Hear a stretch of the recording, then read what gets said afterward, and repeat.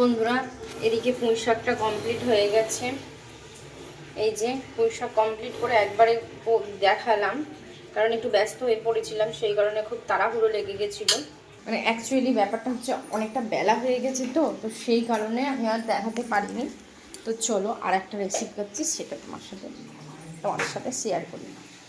সেটা খুব স্পেশাল, অনেকেরই ভীষণ পছন্দের একটা রেসিপি। তো দেখো তেল দিলাম কড়াইতে, দেখো তেল দিয়েছি, তেলটা গরম হোক। তো এখানে আছে তেজপাতা, জিরে, জয়িত্রী নিয়েছি, এলাচ, দারচিনি, লবঙ্গ আর এই যে শুকনো লঙ্কা। তো এদিকে দেখো তেল গরম হয়ে গেছে, ধুঁয়ো উঠছে, এগুলো দিয়ে দিলাম। তারপরে এই যে কেটে রাখা পেঁয়াজ, এই যে পেঁয়াজটা ভাজা ভাজা হচ্ছে, অল্প একটু চিনি দিলাম জাস্ট কালারফুল করবার জন্য।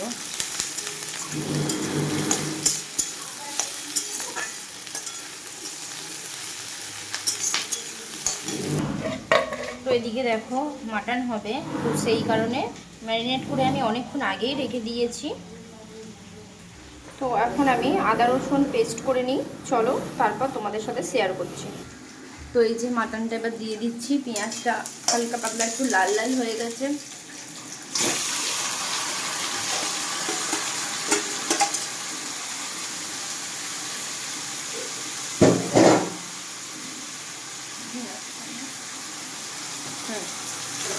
এটাকে একটু নাড়াচাড়া করবো একটু, যেহেতু এটাতে জল বেরোবে। এই যে মাটনটা দেওয়া হলো, তো মাটনটা দেওয়ার পর জল বেরোবে, তো জলটা বেরোক ততক্ষণ একটু নাড়িয়ে দিই। নাড়ানোর পরে তারপরে সমস্ত মশলাপাতি দিতে হবে, তাহলে জিনিসটা ভীষণ টেস্টফুল হবে।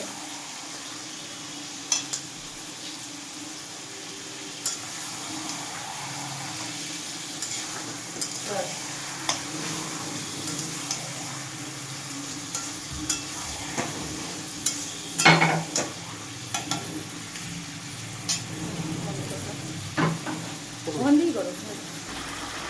তো এই যে একটু ভাজা ভাজা হচ্ছে, তো ততক্ষণ একটু ভাজা ভাজা হোক।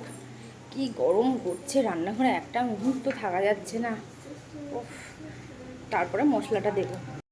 তারপর দেখো এদিকে আদা রসুন পেস্ট করা ছিল, এবার সেটাকে দিয়ে দিলাম।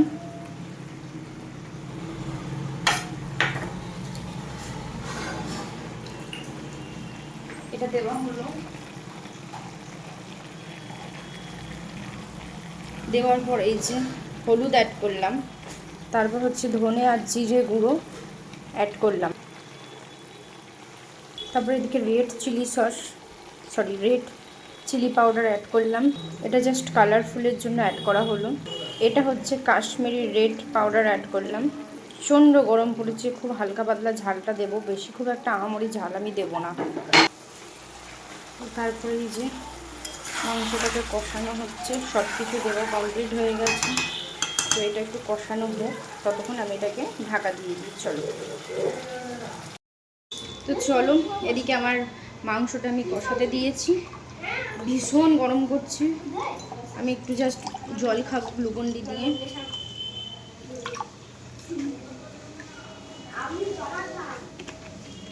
আমি খাবো, ছেলে খাবে, আর একটা পুচকি এসছে, তাকে দেওয়া হবে।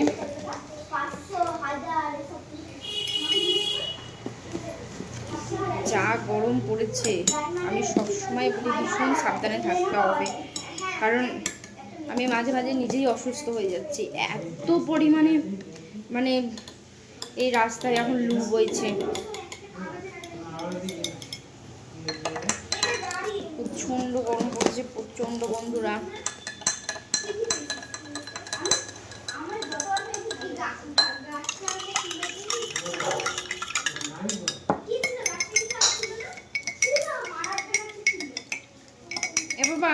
শোনা, খাচ্ছিস বাবাই? ভাল লাগছে? আয়ুষের কেমন লাগছে? আয়ুষ ভালো, তোর কেমন লাগছে বল?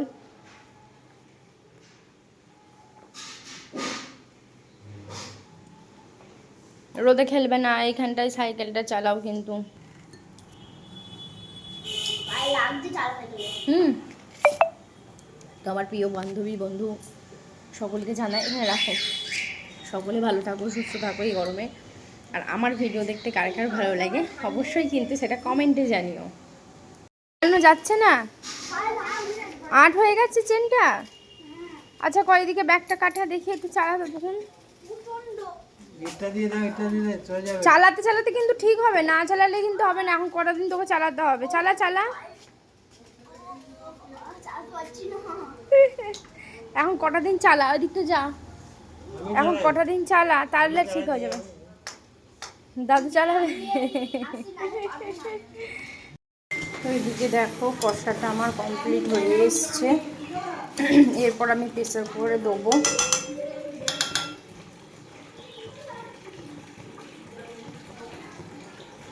আর মাংস, সেটা মাটনই হোক আর চিকেনই হোক বা যে কোনো রেসিপি হলেও একটু জিনিসটা ভালো করে কষালে কী হয়, সেটা ভীষণ পরিমাণে টেস্টফুল হয়।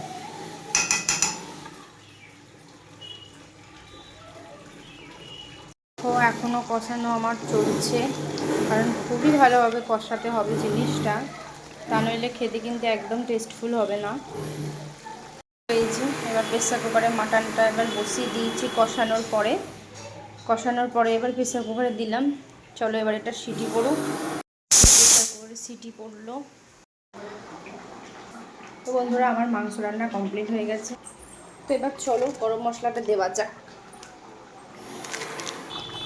মাংসটা ফুটছে, হয়ে গেছে, প্রেসার কুকার থেকে নামিয়ে কড়াই দিয়ে দিয়েছি। তো এবার গরম মশলাটা দিয়ে দিলাম। গরম মশলাটা দিতে হবে। গরম মশলা দেওয়া হয়ে গেছে, একটু হালকা পাতলা নাড়িয়ে এবার গ্যাসটাকে বন্ধ করে দেবো। বন্ধুরা আমার এদিকে মাটনটা কমপ্লিট হয়ে গেছে। তো আমার রান্না কেমন লাগলো অবশ্যই বন্ধুরা কমেন্ট করতে প্লিজ ভুলো না তোমরা কেউ।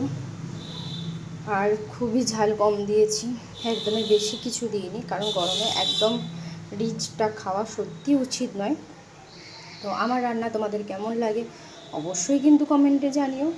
আর এর আগে কখনো আমি মাটন রান্না বা চিকেন রান্না বা চিলি চিকেন বা আদার্স কোনো চিকেন মাটনের রেসিপি আমি কোনো দিন দিইনি। এই ফার্স্ট টাইম ভাবলাম এটাও শেয়ার করি, সবই যখন করছি তাই এটাকেও একটু শেয়ার করে দিলাম তোমাদের সাথে। আমাকে কিন্তু অবশ্যই বন্ধুরা জানিও যে আমার মাটন রান্না তোমাদের কেমন লাগলো, আর দেখতে এবার কেমন হয়েছে। চলো আরেকবার দেখে নাও ভালো করে।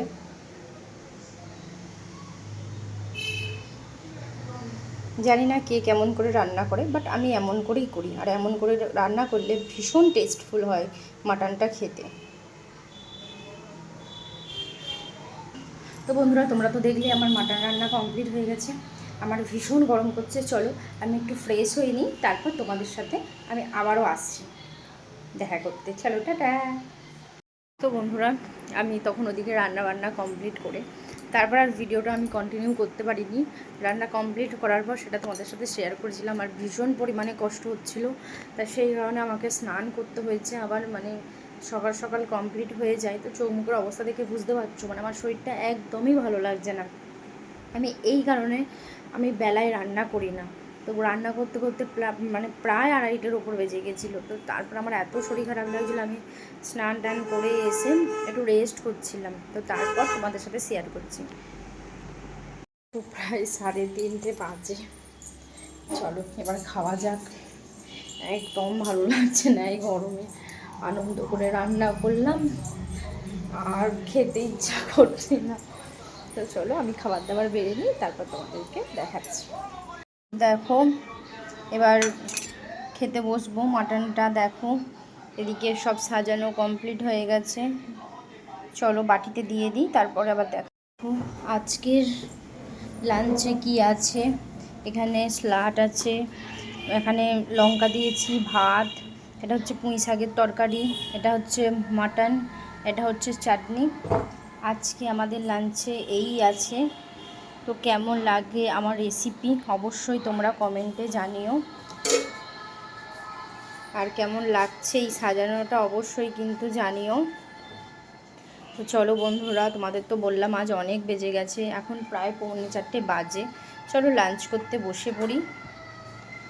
তারপর তোমাদের সাথে শেয়ার করছি। তো আমার এই কেমন লাগলো অবশ্যই কিন্তু কমেন্ট করতে জানিও না আমার মিষ্টি মিষ্টি বন্ধুরা। তো চলো, তো এই যে দেখো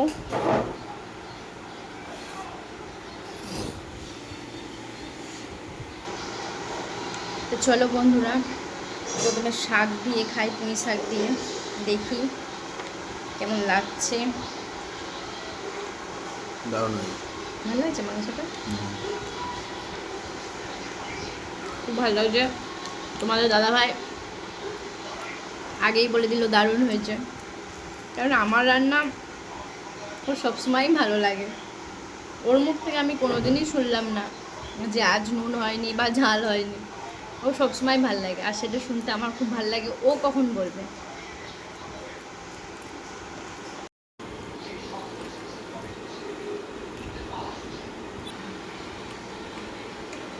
তো চলো এবার আমি একটু মটন দিয়ে খেয়ে দেখি কেমন হয়েছে। বাবাই কেমন লাগছে খেতে বল। ভালো লাগছে? কেমন হয়েছে মাটনটা আজকে? হ্যাঁ আচ্ছা খেয়ে নাও। তো চলো এবার আমার টেস্ট করা পালা। সবার খাওয়া দাওয়া কমপ্লিট, এবার আমি লাস্ট ফিনিশিং বসেছি। সবাই রিভিউ দিয়ে দিয়েছে, এবার আমি দেখি কেমন টেস্টফুল হয়েছে।